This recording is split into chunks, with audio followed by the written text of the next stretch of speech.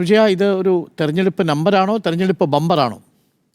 കിട്ടിയവർക്ക് ബമ്പറും രാഷ്ട്രീയത്തിൽ നോക്കുകയാണെങ്കിൽ നമ്പറുമാണ്. ഇതുപോലെയുള്ള ഈ പ്രഖ്യാപനങ്ങൾ, ഫ്രീ ബീസ്, അതൊക്കെ നമ്മൾ പലപ്പോഴും കണ്ടതാണ്. 2021 കിറ്റ് പ്രഖ്യാപിച്ചതും കിറ്റ് കൊടുത്തതും ആ കിറ്റ് എങ്ങനെയാണ് വോട്ടായി മാറിയതെന്നുള്ളതും തുടർഭരണത്തിന്റെ കാര്യത്തിൽ നമ്മൾ കണ്ടതുമാണ്. അപ്പോൾ അതൊക്കെ ഇപ്പോൾ രണ്ടാമത്തെ തുടർഭരണത്തിലേക്ക് വന്നപ്പോൾ കണ്ടതിന്റെ ഒരു കുറച്ച് നേരത്തെ തുടങ്ങിയ ഒരു പ്രഖ്യാപനമായിട്ട് വേണം ഇതിനെ കാണാൻ. ഈ പ്രഖ്യാപനത്തിലേക്ക് വരുന്നതിന്റെ പ്രധാനപ്പെട്ട കാരണം നിയമസഭാ തെരഞ്ഞെടുപ്പ് മാത്രമല്ല, ഇനി അങ്ങോട്ടുള്ള 6 മാസത്തിനിടയിൽ ഇങ്ങനെയുള്ള പല നമ്പറും നമ്മൾ കാണേണ്ടി വരും. കാരണം എങ്ങനെയായാലും തുടർഭരണം ഉറപ്പിച്ചേ പറ്റൂ, മൂന്നാം ഊഴം ഞങ്ങൾക്ക് ഇങ്ങ് എടുക്കണം എന്ന് പറഞ്ഞുകൊണ്ട് നിൽക്കുകയാണ്. ഇവിടെ 6 മാസം മാത്രമേ ഉള്ളൂ. നേരത്തെ ജിമ്മി ജെയിംസ് സൂചിപ്പിച്ചതുപോലെ കൃത്യം 6 മാസമാണ്. ഇന്നിപ്പോൾ ഒക്ടോബർ 30 ആയിരിക്കുകയാണ്. ഇനി 6 മാസം കഴിഞ്ഞാൽ നിയമസഭാ തെരഞ്ഞെടുപ്പിലേക്ക് പോവുകയാണ്. ഇവിടെ അതിനിടയിൽ PM ശ്രീയുടെ പേരിൽ ഉള്ള ഒരു ഡ്രാമയായിരുന്നു കഴിഞ്ഞ ഒരു 1.5 ആഴ്ചയായി നമ്മൾ കണ്ടുകൊണ്ടിരുന്നത്. CPI അറിയിക്കാതെ മന്ത്രിസഭയിൽ തീരുമാനമെടുക്കുന്നു. CPI 2 പ്രാവശ്യം എതിർക്കുന്നു.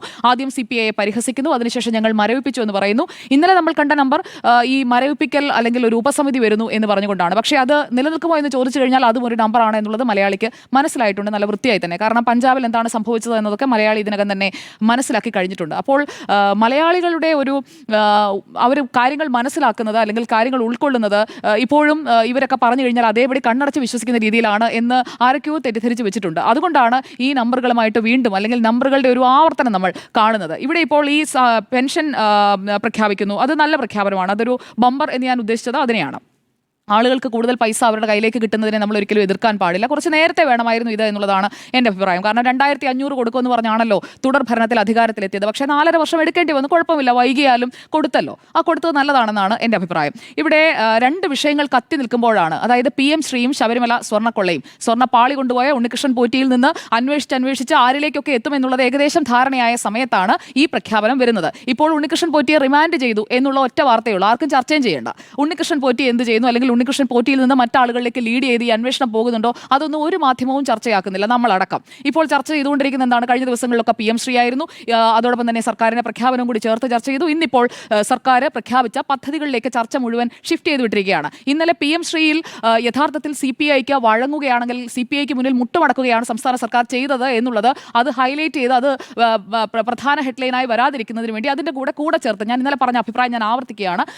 അതായത് കൂടെ ചേർത്ത് പ്രഖ്യാപിക്കുകയാണ് ഈ ജനപ്രിയ പ്രഖ്യാപനങ്ങൾ. അപ്പോൾ അതിലേക്ക് അറ്റൻഷൻ ഉറപ്പായിട്ടും പോകും. ആ ഒരു നമ്പറൊക്കെ നമ്മൾ പണ്ടേ കണ്ടതാണ് CPMന്റെ കയ്യിൽ നിന്ന്. അതുകൊണ്ട് ഈ നമ്പറിലൊന്നും ഒരു പുതുമയുള്ളതായിട്ട് എനിക്ക് തോന്നുന്നില്ല. ഈ 2 വിഷയത്തിൽ നിന്നും വിദഗ്ധമായി പക്ഷേ മാധ്യമ ശ്രദ്ധ തിരിക്കുന്നതിനായിട്ട് സാധിച്ചു. ഇന്നത്തെ പുതിയ നമ്പർ എന്ന് പറഞ്ഞു കഴിഞ്ഞാൽ അങ്ങോട്ട് മാപ്പ് പറയുന്നു, ആ മാപ്പ് പോരാ, എനിക്ക് വിഷമമുണ്ട് എന്ന് തിരിച്ചു പറയുന്നു. അങ്ങനെ ആ വിഷയത്തിന്റെ മെറിറ്റിൽ നിന്ന്, അതായത് PM ശ്രീ നിങ്ങൾ നടപ്പാക്കുന്നുണ്ടോ ഇല്ലയോ, ആ ചോദ്യത്തിന് കൃത്യമായ ഒരു ഉത്തരവൊന്നും സർക്കാർ കൊടുക്കുന്നില്ല. സർക്കാർ കൊടുക്കുന്ന ഉത്തരം എന്താണ്, ഞങ്ങൾ സമിതി രൂപീകരിച്ചിട്ടുണ്ട്, ആ സമിതിയാണ് തീരുമാനമെടുക്കുക, ആ സമിതിയുടെ കാലാവധി എത്രയാണ്, എന്നത്തേക്കാണ് നിങ്ങൾ ഈ തീരുമാനമെടുക്കാൻ പോകുന്നതെന്ന് ചോദിച്ചു കഴിഞ്ഞാൽ അത് ആൽഫയാണ്.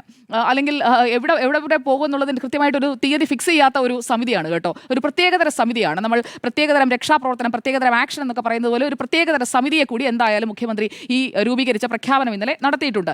ഇവിടെ LDFനുള്ളിൽ ഒരു അബ്സല്യൂട്ട് ആയിട്ടുള്ള ഒരു കോർഡിനേഷൻ ഉണ്ടോ എന്നുള്ള ചോദ്യമാണ്. അപ്പോൾ ഈ ഒരു കോർഡിനേഷൻ ഇല്ലാത്ത, സ്വന്തം മുന്നണിയിൽ തന്നെ ചർച്ച ചെയ്യാതെ തീരുമാനമെടുത്തതിന് ശേഷം റിവേഴ്സ് മെക്കാനിസത്തിലൂടെ ആ തീരുമാനം ഘടകകക്ഷികളെ ബോധ്യപ്പെടുത്തുന്ന ഒരു പ്രത്യേകതരം ഭരണമാണല്ലോ നമ്മൾ കണ്ടുകൊണ്ടിരിക്കുന്നത്. അത് ഈ PM ശ്രീ വിഷയത്തിലൂടെ നമ്മൾ കണ്ടു. അപ്പോൾ അതിൽ നിന്ന് അത് ചർച്ചയാകുമ്പോഴേക്കും വലിയ ക്ഷീണമാകും. അതുകൊണ്ട് അതിൽ നിന്ന് ശ്രദ്ധ മാറ്റുന്നതിന് വേണ്ടിയിട്ടാണ് ഇപ്പോൾ ഈ പ്രഖ്യാപനങ്ങൾ നടത്തിയത് എന്നുള്ളതാണ് ഞാൻ ഉറച്ചു വിശ്വസിക്കുന്നത്. കാരണം പ്രതിപക്ഷവും CPI പോലും ഞെട്ടി. കാരണം മന്ത്രിസഭയിൽ ഈ വിഷയം കൊണ്ടുവരുന്നു, അല്ലെങ്കിൽ ഇതിന്മേൽ ചർച്ച നടക്കുന്നു, അതിനുശേഷം പ്രഖ്യാപനവും വരുന്നു. PM ശ്രീ മാത്രമായിരിക്കും ചർച്ചാ വിഷയം എന്നാണ് LDFന്റെ ഭാഗമായ CPIയുടെ സംസ്ഥാന സെക്രട്ടറി പോലും ആ മന്ത്രിസഭാ യോഗത്തിന് മുൻപ് കരുതിയിരുന്നത്. അല്ലെങ്കിൽ ഈ വിഷയങ്ങളിൽ ചർച്ച നടക്കുന്നു എന്നുള്ളത് ഏതെങ്കിലും ഒരു മാധ്യമം, മന്ത്രിസഭയൊക്കെ സ്ഥിരമായി റിപ്പോർട്ട് ചെയ്തിരുന്ന അല്ലെങ്കിൽ തലസ്ഥാനത്തുണ്ടായിരുന്ന ഒരു മാധ്യമപ്രവർത്തനായ ജിമ്മി ജെയിംസിന് പോലും ഒരു സൂചന ഉണ്ടായിരുന്നല്ലോ ഈ പ്രഖ്യാപനങ്ങൾ ഇന്നലെ നടത്താൻ പോകുന്നുവെന്ന്.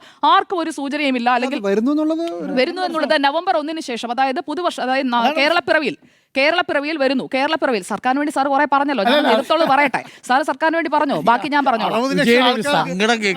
സങ്കടമൊന്നുമല്ല, സർക്കാരിന് വേണ്ടി പറയാനുള്ളവർ അത് പറഞ്ഞോ, എനിക്ക് പറയാനുള്ളത് ഞാനും പറയും. അപ്പോൾ ഇവിടെ ഓപ്പോസിഷൻ ആൻഡ് CPI ഞെട്ടി എന്നുള്ളത് ഒരു വസ്തുത തന്നെയാണ്. ഇനിയിപ്പോൾ CPI ഈ മുട്ടുമടക്കിച്ചു അല്ലെങ്കിൽ നാണക്കേടുണ്ടാക്കി എന്നൊക്കെ ഇരിക്കുന്ന പിണറായി വിജയൻ അതങ്ങ് വെറുതെ വിട്ടുകളയുമെന്നൊന്നും ഞാൻ കരുതുന്നില്ല. പിണറായി വിജയൻ വളരെ ബുദ്ധികൂർമ്മതയുള്ള ഒരു നേതാവാണ്. സീറ്റ് ധാരണയിലും അതിൽ എത്രയാണ് CPI ജയിക്കുമെന്നൊക്കെ ഭഗവാനെ കണ്ടറിയാം എന്ന് മാത്രമേ പറയാൻ കഴിയുള്ളൂ. 2026 ബീഹാറിൽ CPIയുടെ അവസ്ഥ എന്തായിരിക്കുമോ എന്തോ. എന്തായാലും മൂന്നാം ഊഴത്തിനുള്ള മുന്നൊരുക്കമാണ് ഈ പ്രഖ്യാപനം എന്നുള്ളതിൽ ഞാൻ ഉറച്ചു നിൽക്കുകയാണ്. അതിൽ തന്നെ ജിമ്മി ജെയിംസ് ഉന്നയിച്ച പ്രധാനപ്പെട്ട ഒരു കാര്യം, ഈ കാശ് എവിടെ നിന്ന് കണ്ടെത്തും, ആ സോഴ്സ് ഇപ്പോഴും ഹിഡൻ ആണ് ജിമ്മി സാർ. ഞാൻ മനസ്സിലാക്കുന്നത് അങ്ങനെയാണ്. ഏതാണ് ആ സോഴ്സ്, നിങ്ങൾ എവിടെ നിന്നാണ് പണം കണ്ടെത്തുന്നത് എന്നുള്ള ചോദ്യത്തിന് ഉത്തരമില്ലാതെ നിൽക്കുന്ന ധനമന്ത്രി, ഇതേ ധനമന്ത്രിയാണ് പ്രതിസന്ധിയാണ്, കയ്യിൽ കാശില്ല, ഇതൊക്കെ എങ്ങനെ നടപ്പാക്കും, കൊടുക്കണമെന്ന് ആഗ്രഹം കൊണ്ട് കൊടുക്കാൻ പറ്റുന്നില്ല എന്ന് പറഞ്ഞത്. അതെല്ലാം അപ്പാടെ വിഴുങ്ങിക്കൊണ്ട് ഇപ്പോൾ ഞങ്ങൾ നടപ്പാക്കും, അതിനുള്ള വകയൊക്കെ ഞങ്ങൾ കണ്ടുവച്ചിട്ടുണ്ട്. ആ വക കണ്ടുവച്ചിരിക്കുന്നത് എന്താണ്? ആ MOU ഒപ്പിടാൻ കാണിച്ച രഹസ്യാത്മകത ആ ഒരു വകയാണോ എന്ന് ആരെങ്കിലും സംശയിച്ചാൽ തെറ്റു പറയാൻ കഴിയില്ല. എന്തെങ്കിലും ധാരണകളൊക്കെ അങ്ങനെ ഉണ്ടാക്കിയിട്ടുണ്ടോ എന്നതിൻ്റെയും ഉത്തരം പറയേണ്ടത് LDF ആണ്. എന്തായാലും ഒറ്റയടിക്ക് ചർച്ചകളെല്ലാം ഈ ക്ഷേമ പദ്ധതിയിലേക്ക് മാറുകയാണ്, എല്ലാം ശരിയാക്കുകയാണെന്നുള്ള പ്രതീതി കൊണ്ടുവരികയാണ്. ഇനിയിപ്പോൾ പറയാൻ പോകുന്നത് കേന്ദ്രം പണം തരുന്നില്ല, കേന്ദ്രം ഞങ്ങളെ ഞെരുക്കുന്നു, ഞങ്ങൾ ഈ പദ്ധതി ഒപ്പിടാത്തത് കൊണ്ട് കിട്ടാനുള്ളത് കിട്ടിയില്ല. ആ പല്ലവി അടുത്ത 6 മാസം എന്തായാലും കേൾക്കാം. അതോടൊപ്പം ഇനി എങ്ങാനും LDF ജയിച്ചില്ലെങ്കിൽ, മൂന്നാം ഊഴം കിട്ടിയില്ലെങ്കിൽ ഈ പ്രഖ്യാപിച്ചതെല്ലാം നടപ്പാക്കേണ്ട ബാധ്യത ആർക്കാണ്? അത് UDF-നാണ്. VD സതീശനും KC വേണുഗോപാലും ഒക്കെ കൂടി എവിടെ നിന്നെങ്കിലും ഒക്കെ പണം കണ്ടെത്തി ഇതെല്ലാം നടപ്പാക്കേണ്ടി വരും. അപ്പോൾ PM ശ്രീ മാത്രമല്ല, ഉള്ള പദ്ധതി എല്ലാവർക്കും ഒപ്പിടേണ്ടി വരും. എന്നാൽ മാത്രമേ കേന്ദ്രത്തിൽ നിന്ന് പണം കിട്ടൂ. അപ്പോൾ UDF-ന്റെ തലയിലേക്ക് ഈ ബാധ്യത നൈസായിട്ട് വെക്കുകയും ചെയ്യാം എങ്ങാനും തോറ്റുപോയാൽ. ഇനി തദ്ദേശ തെരഞ്ഞെടുപ്പിന്റെ വോട്ടെടുപ്പ് സംബന്ധിച്ചാണ്. തദ്ദേശ തെരഞ്ഞെടുപ്പിന്റെ വോട്ടെടുപ്പ് നടക്കാൻ പോകുന്നത് ഡിസംബർ 5-നും 15-നും ഇടയിലാണ്. അതാണ് ഇപ്പോൾ നിലവിൽ ഉള്ള സാധ്യത വെച്ച് നമുക്ക് മനസ്സിലാക്കാൻ കഴിയുന്നത്. അങ്ങനെയാണെങ്കിൽ നവംബർ 1st വീക്കിൽ തന്നെ ഈ തെരഞ്ഞെടുപ്പ് പ്രഖ്യാപിക്കും. അതുകൊണ്ട് കൂടിയാണ് ഈ പ്രഖ്യാപനം തിരക്കിട്ടാക്കിയത് എന്നതാണ് എൻ്റെ രണ്ടാമത്തെ ടേക്ക്. അതിന് സർക്കാർ ഒരുങ്ങിക്കഴിഞ്ഞു, തദ്ദേശ തെരഞ്ഞെടുപ്പിന് സർക്കാർ ഒരുങ്ങിക്കഴിഞ്ഞു. ഇനിയിപ്പോൾ വമ്പൻ പ്രഖ്യാപനങ്ങളൊന്നും ബാക്കിയില്ല. ഇനിയിപ്പോൾ ഉള്ള പ്രഖ്യാപനം പ്രത്യേക നിയമസഭാ സമ്മേളനം നവംബർ 1-ാം തീയതി ചേർന്നുകൊണ്ടുള്ള അതിദാരിദ്ര്യമില്ലാത്ത സംസ്ഥാനം എന്നുള്ളത് മാത്രമാണ്. അതല്ലാതെ വിഴിഞ്ഞത്തിന്റെ സെക്കൻഡ് ഫേസ് അടക്കമുള്ള പരിപാടികൾ മാറ്റിവെച്ചിട്ടുണ്ട്. നവംബർ 5-ന് തീരുമാനിച്ചിരുന്ന ആ പദ്ധതിയും മാറ്റിവെച്ചിട്ടുണ്ട്. അപ്പോൾ നവംബർ 5-ഓടുകൂടി എന്തായാലും ഈ തീയതി പ്രഖ്യാപിക്കും. ഡിസംബർ 5 മുതൽ 15-ന് ഇടയിലുള്ള ഏതെങ്കിലും ഡേറ്റ്സ് ആയിരിക്കാനാണ് സാധ്യത.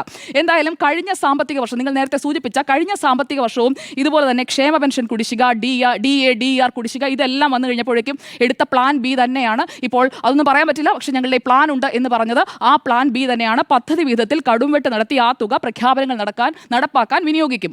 അതായത് ഇത് തെരഞ്ഞെടുപ്പ് ലക്ഷ്യമിട്ടുകൊണ്ടുള്ള നമ്പർ മാത്രമാണ്. നേരത്തെ പ്രഖ്യാപിച്ചതിൽ നിന്ന് എടുത്ത് ഇപ്പുറത്ത് കൊണ്ടുവന്ന് നടപ്പാക്കും. അതാണ് ചെയ്യാൻ പോകുന്നത് എന്നുള്ളത് വ്യക്തമാണ്. കേരളത്തിലെ മലയാളികൾ കാര്യങ്ങളൊക്കെ പഠിച്ചു വരുന്നുണ്ട്. ഒരിക്കൽ നിങ്ങൾക്ക് അവരെ പറ്റിക്കാം, പക്ഷേ വീണ്ടും പറ്റിക്കാൻ ചെന്നിട്ടുണ്ടെങ്കിൽ അവർക്ക് മറിച്ചു കുത്താനും അറിയാം എന്നുള്ളത് സർക്കാരിനെ പിന്തുണയ്ക്കുന്നവരൊക്കെ ഒന്ന് ഓർത്താൽ നല്ലതാണ്.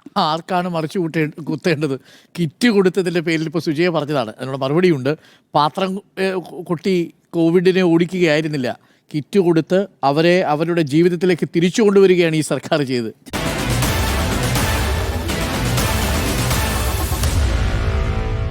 Meet the editors.